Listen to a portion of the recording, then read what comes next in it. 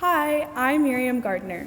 So, even if you don't know Madeleine Lee personally, you probably know her as the OC girl, the girl that loves California, the girl that is constantly traveling to the coolest places, or as the girl who was obsessed with Pretty Little Liars and had a major obsession with Ian Harding in middle school. However, I know Madeleine as the Barbie girl. Madeleine and I used to spend countless hours playing with Barbies at her grandmother's house, and we would even give the Barbies very questionable haircuts.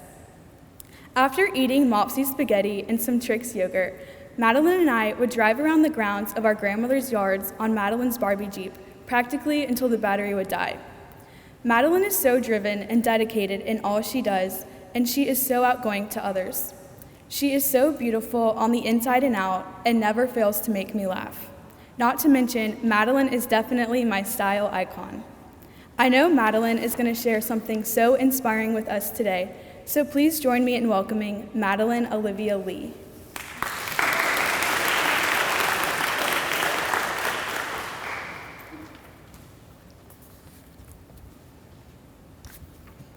On April 15th, 2019, I sat in the sophomore hallway finishing my lunch and chatting with a friend. I felt my phone vibrate, and I looked down only to feel my heart plummet. My mom's words said, "Notre Dame is burning down." At first, I didn't believe her words. A beautiful church that had been standing in Paris since 1153 had been engulfed in flames. This was a church that I had grown up visiting, a church my family had picnicked in front of, a church I had climbed to see the breathtaking view of Paris. These moments were part of my family's traditions. With a strong pit in my stomach, I walked slowly to class, and I couldn't help but wonder if the rest of the class cared about the church as much as I did. When I left school, I answered the phone to hear my father in tears, and I rarely see him cry.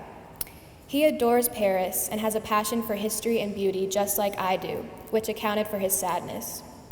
I arrived home to see my family watching the news with horrified faces as Notre Dame continued to burn.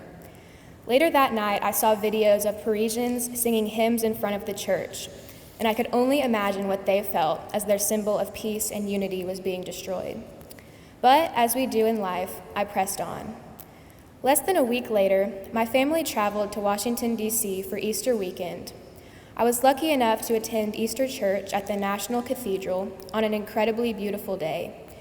It had been expected to rain, but the sun was shining and it was about 75 degrees outside. People gathered around the church, pre-COVID style, and we even had to line up before we entered because of the number of people. There were pictures being taken and church bells were ringing. It was one of those days when humanity comes together. In this case, it was for worship, but this happens all the time in different ways. With it being an Easter service, the priest talked about resurrection occurring on a daily basis. Her words spoke to me perhaps right when I needed to hear them. I was sad about Notre Dame, and that spring was also a tough time because my grandmother passed away. That sermon taught me that resurrection is a universal pattern that we must recognize. Although it's an important belief in many faith traditions, resurrection is not just something we can read about in Scripture. In order for the process of resurrection to have its full effect, it must begin with some type of death. Although this sounds a bit morbid, this death can be on a large or a small scale. It could be a destructive fire in a church or the loss of a loved one, but it could also be something like a restless night's sleep or a long week full of college applications or papers or tests. However, after this death, something will always bring us back to life. For me, seeing people come together to pray for Paris represented resurrection. I felt a resurrection while hearing the wonderful sermon at the National Cathedral, and when the weather was beautiful even though rain had been predicted. We can even celebrate resurrection on the most ordinary of days. When we drag ourselves out of bed, we come to school and we listen.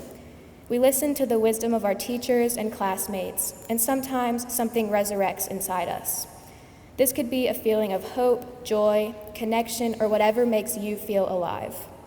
We can celebrate resurrection at St. Mary's while having good conversations, attending fireside chats, smiling at a teacher or friend in the hallway, or watching Faith score a basketball goal in the turkey suit.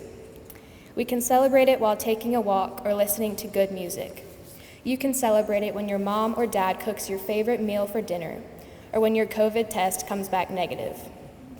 It's all important, and it's all meaningful in your journey of resurrection.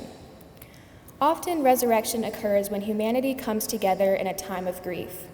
This happened when Notre Dame burned, and it has been happening since the arrival of the infamous COVID-19, though we may not be physically together quite as often.